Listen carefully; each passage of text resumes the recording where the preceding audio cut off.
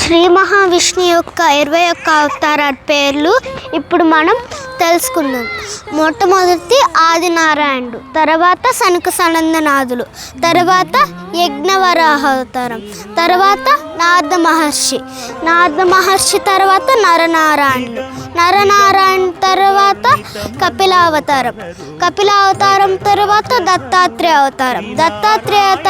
అవతారం తర్వాత యజ్ఞ యొక్క అవతారం, తర్వాత వృషభ అవతారం, తర్వాత పృథ్వీ మహారాజు గారి అవతారం. ఈ పేరు మీద కూడానే భూమిని పృథ్వీ అని అంటారు.